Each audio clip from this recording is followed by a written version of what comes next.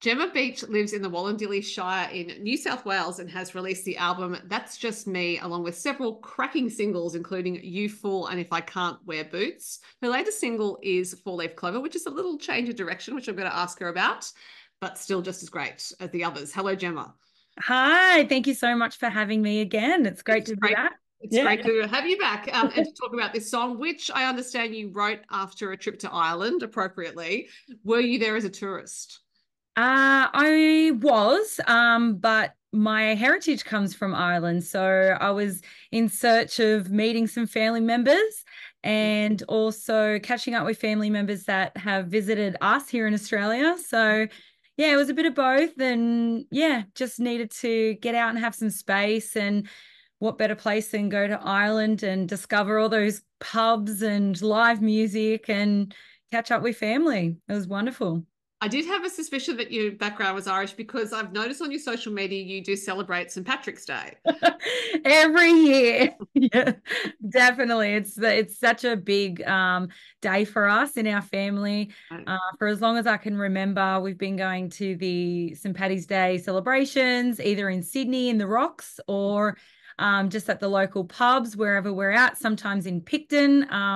We were at in Wollongong this year at Dicey Riley's. So yeah, my dad's mum is Irish and we always take her out and celebrate with her. We even, us girls as kids, we did some Irish dancing. So that was fun. So, for those who aren't aware, what does St. Patrick's Day mean to a person of Irish heritage? Well, it's kind of funny because it's turned into this Americanized celebration for St. Paddy, who was actually a saint in Ireland. He was first captured. He's English, truth be told. So he was captured by the Irish and then released. I think he escaped, went back to England and went to Scotland and then came back to Ireland on free will to be a saint. So then when he passed away, that is the actual day that we now celebrate as St. Patrick's Day because that was the day he died. And he got rid of all the snakes in Ireland as well. So there's a bit of fun to that story there too. So Yes, for those who don't like snakes, that is the island. Ireland is the island to go to. it is, yeah. Well, on my travels, and I went all through Killarney National Park and, through Galway and Kilkenny and I even went through where was the other place? Oh, it's like the famous movie P.S. I Love You, and they go to the what's it called again? I've just had a mind blank. It'll come back when you least expect it. It will, because it was so magical. And there was like a big treetop walk there, and we go through the forest. And yeah, it was just incredible. Had a ball. So, have you green Guinness? That's a bit of a mouthful. Have you drunk green Guinness in your lifetime? Not green Guinness, Right. but I've had a pint of Guinness in Ireland, and I've had a pint of Guinness here in Australia, and there is a massive difference. I've heard this. Unfortunately, for us, Guinness drinkers, but it is way different over there. I mean, how can you beat a Guinness in Ireland? Is it to do with the water? I remember reading something that it was the water they use to make it over there is so different to the water here, the mineral content, whatever it is. Possibly, yeah. I think, they've created this drink over there. And yeah, I think anywhere you go, the origin of where a drink is born is where it's going to be favored and original. So yeah. Yeah. So this is all a long way to round to set up Four Leaf Clover as a song. You are wearing green earrings as well, which is appropriate. Was the song in your mind while you were there, or was it something you created mainly when you came back? Yeah, so I went to Ireland for myself just to really discover more of who I am and my heritage. And this song, I guess, was brewing throughout my travels, but it wasn't really until I got back and sat down with my producer, Jake Davey, who I've jumped in the studio with in the last year, Right. 2023, and now into 2024. He's got this awesome creative space, and him and I just started out as friends, and I really wanted to just write with him. And then he's a great producer as well. So this is where the song came from, just sitting down, catching up after my trip over there, because I think he's been over there as well and did some travels, and he even brought some whiskey back. He loves to have some whiskey. So do I. I love my Jameson Irish whiskey. So yeah, I was just so excited telling him all that was happening. And yeah, and then this song was born. So how did you first come into contact with Jake? Oh, I can't actually remember a specific point in time. I think we both kind of can't remember exactly, but it was just going to Tamworth Country Music Festival and having friends in common, and like Jade Gibson, he works with as well, does filming for her music videos, and I'm sure they've done some songwriting as well. And so I've known Jade. We used to go to B&S balls and perform at them some years ago now. I think she was fresh 18 and I was like in my early 20s. And so, yeah, just through friends, we connected, and I was just seeing the content he was producing, and I thought, that's really creative, and it's really unique, and he's got great quality for someone so young and fresh on the scene. I mean, he's been doing a lot of hard yards, and so yeah, we just really connected, and I guess I felt like I could really open up, and he was hearing what I was saying, and that's someone that I really love to work with, and have that creative space, and not really think about that price factor as well. Coming in as friends and then building that up, and then getting into the business side of things. So it's worked out really well, and I'm so committed to working with Jake, and we've produced a great track already, and already working on the next one. All right. And I mean, I can hear in the song that there's a shift in direction for you, and it's a more of a wistful song in some ways. I think your previous songs were great. They were documenting your life, and You Fool is a fantastic song. And If I Can't Wear Boots, I guess is a bit of a mission statement about Yeah. you might do at a party. But yeah, this is yeah, as I said, it's a more wistful song. So I'm wondering if that was something that perhaps you discovered while working with him, something that he suggested to you, or something that just naturally arose while you were making the song. I think over the last few years, I've really been trying to dig deep into my sound and who I am as a person deep down, and that's what I try and work with my songwriting, and really trying to convey that, because I think it's so important that I'm being unique and myself. And like you said, I've been myself, and I've documented things I've done in my life, and I've put them into lyrics and songs, and I've got the album out there, and I've got If I Can't Wear Boots, and I wrote that one with Max Jackson. Wow. So yeah, that's a mouthful as well. Yeah, it is. Yeah. But yeah, Four Leaf Clover really is that wistful, like daydreaming, just adventure, going on that journey. And that was the space I was in when I was traveling over to Ireland. It's not like I was trying to escape, but going to Ireland has always been a dream of mine. I'm so close to my nan, and hearing her stories of when she was a child growing up on a farm. I grew up on a small farm as well. We had chickens and ducks, and I think we had a goat and a sheep at one point, but I had my horse in the front paddock, and mum had the veggie patch, and dad was growing the passion fruit vines and all these different things. And so yeah, I really wanted to honor where I've come from, and then where I'm at now. And I guess the message in the song is that I've grown, and I'm happy with where I'm at in my life now, and I'm so excited for the future, because I'm gonna I've learned how to create my own luck and go after things that I want in my life. And I got to stop just sitting back and thinking that things will happen. I have to go out there and get them myself. Yeah, that idea of creating your own luck is such a valuable one. And it's something that you might go your whole life and never believe in, right? Like you might sit around thinking, well, this needs to come to me. I've done X, Y, Z. Why has this not happened to me? So at what point did you realize that you had to create your own luck? Yeah, I have been sort of realizing it just in my travels, just in my life. I've been driving dump trucks for the last 6 years, and that took me over to Western Australia. That took me into a beautiful oasis place in the Pilbara.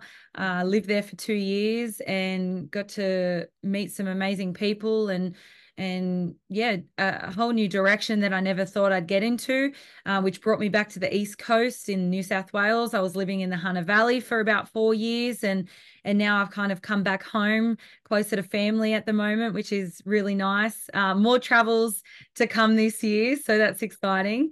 Yeah, going back to Ireland. Okay. I'm going to do another few more months over there just while we go into winter, they're going to summer. So Nice. I thought I need some more songs, and that is definitely where my heart is at the moment. Is definitely exploring the music over there. And I got to sing in pubs and get up and meet people, and the atmosphere over there. Every little pub in every little town has live music, and people sit there. They go there to sit and listen to music. And sometimes you forget that here. And so I really wanted to experience that and see, are the stories true? Are the Irish pubs as good as they say they are? And it definitely met those expectations. And yeah, I'm just yeah, lost for words, but it was Ready to just go again. Yeah. yeah, I'm lost there. I'm in Ireland now. Interesting you say, because when you said I need some more songs, because obviously when you went on that first trip, there's something about the creative energy of the place that moved you, Yeah. not just for this song, but it sounds like there was a bigger realization that there was something about place that really changed for you. Yeah, I just got some goosebumps about that. Big time, because I think it isn't my home country, and maybe I've become too relaxed in my home country. So there's no urgency, as it seems. But when I'm over there, I'm on a holiday or I'm on a working visa, or, I'm in the process of getting my dual citizenship because of NAN. So that's an amazing opportunity. And, opportunity for longer stays and tours and meeting more musicians over there. And I've met some great musicians who are really keen to work with me and jump on the road and do some shows.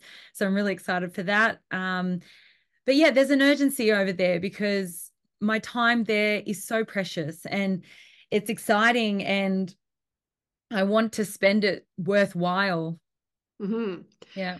And you were talking about, finding who you are as an artist and what you want to release, what you want to record, release songs about. I imagine the Star Maker process was on that trajectory as well. So you were a grand finalist in this year's Toyota Star Maker. That's a tough, tough competition. There are 10 grand finalists. I imagine a lot of people apply, and you have to be at a particular point in your career to get anywhere there. Yeah. That I would imagine means you have to sit and actually think about where you are in your career, what you want to achieve, and how you're planning to put that in place. Yes, that was a huge, huge part in my career. That was again one of those moments where I got the call and that I was in. And I think I was in the car at the time, and I pulled over, and um, I was just like, again, this is one of those moments where I've been recognized and time to go, time to show everyone.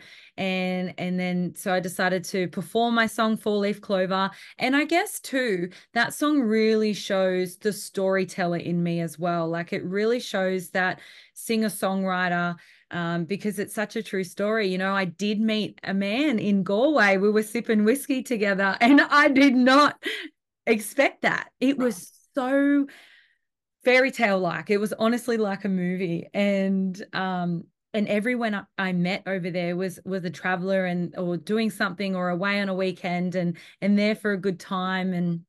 And there's just so many conversations were had. And yeah, I guess that really is still inspiring me to write more. Like there's so many different topics to write about. And, I got to visit my nan's hometown and see the church she went to church in as a little girl, and the school she went to, and the fields she used to run in. And, the stories. I got to catch up with her brother there. He's a few years younger than her, and he's still living in the area. And we got to drive past the house that they grew up in.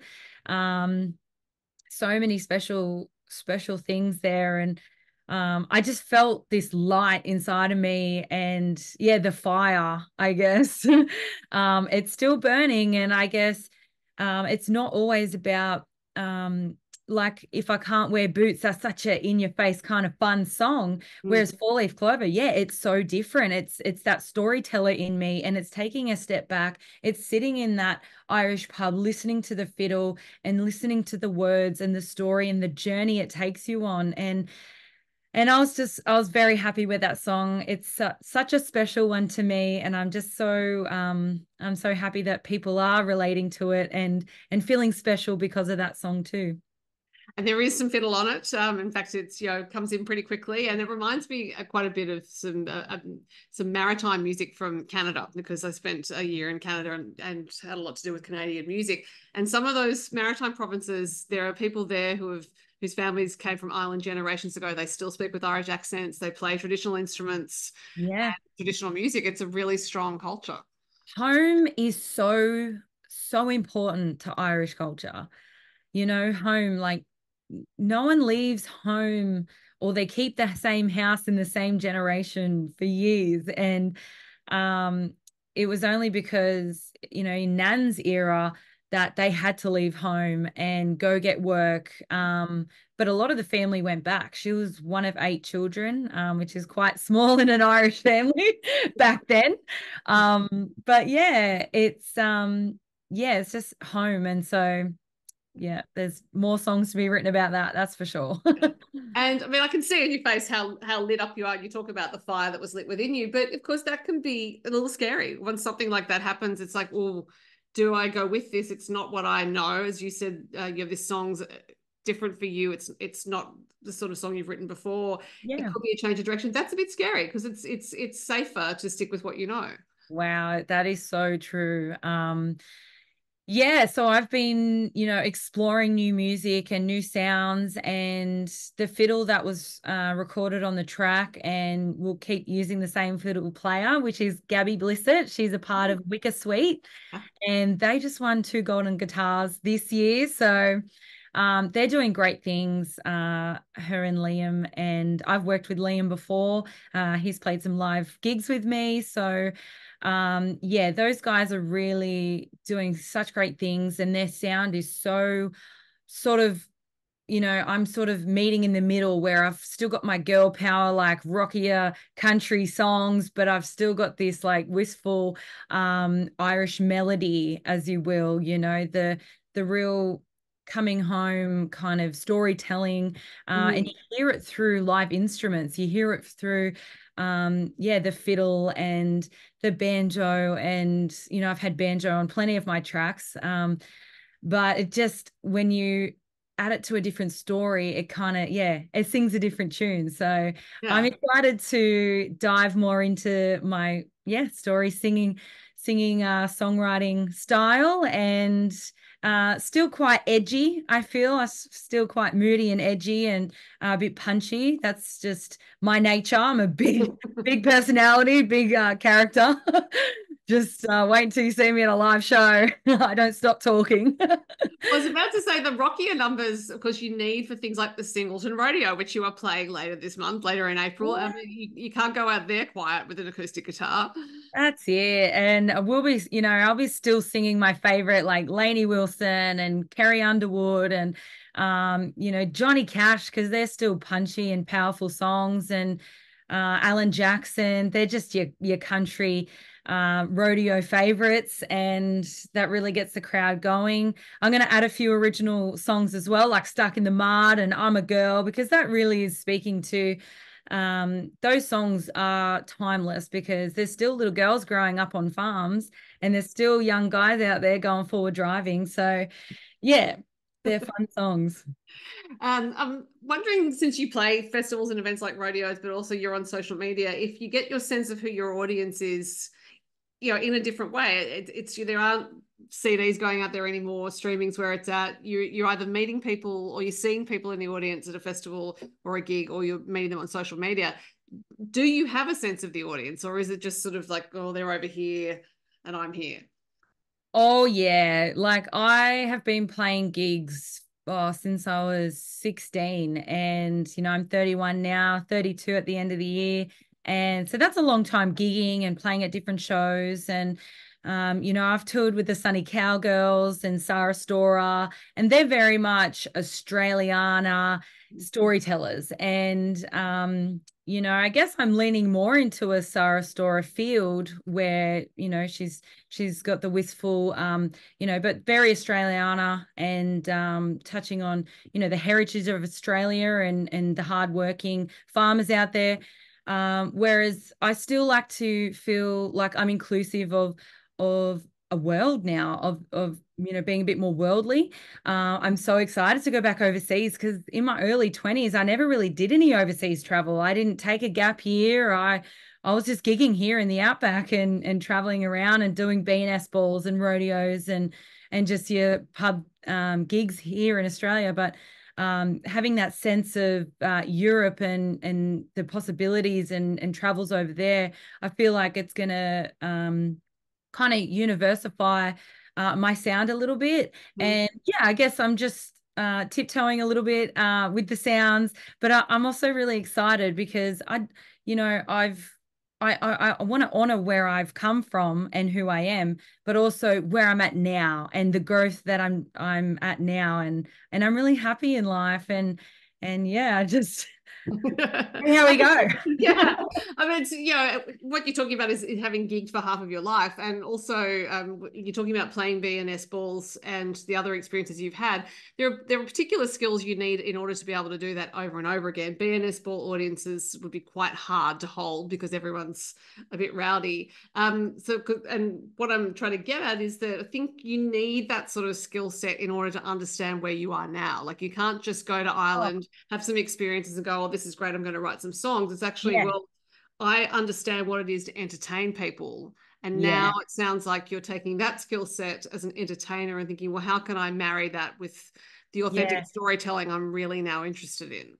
Yeah, so true. And, when I was sitting in those pubs over in Ireland, in Galway, I was just walking past this pub with a friend that I was staying with in a hostel, a girl that I met. And, she was from Toronto and in Canada. And we just had a big day out at Culmore Abbey out in Galway, and we're walking past this pub, and there's a couple of guys that's standing outside of the pub, and they said, come and have a sing with us tonight. And I was like, I'm actually a singer. Yeah, I'll come and sing. And he's like, go on, give us a song then. So I was like, country roads take me home to the place. And then he's like, oh my gosh, you were definitely singing a song with us tonight. So like, it's those classic songs that we grew up in. Country music is that we grew up on that thrive here. It is universal. Like, everyone is singing country roads. John Denver, he's just timeless. So the country music that we've grown up with, yes, and I'm incorporating it here and over there, and it's loved worldwide, and I think that's very eye-opening for me. And yeah. Well, Gemma, the only downfall about any of this is that these songs that you're going to write are not yet written or recorded, and I would really love to hear them. So all I can say is, not that I wish you to leave these shores too quickly, but get over there and fulfill all that creative power that's going on. And in the meantime, we have Four Leaf Clover. So yeah, when are you leaving for Ireland? Yeah, so I'm thinking about heading mid-June, and I'm coming home end of September. I have a big show concert that I'm a part of at the end of September, which is September 28th up in the Hunter Valley.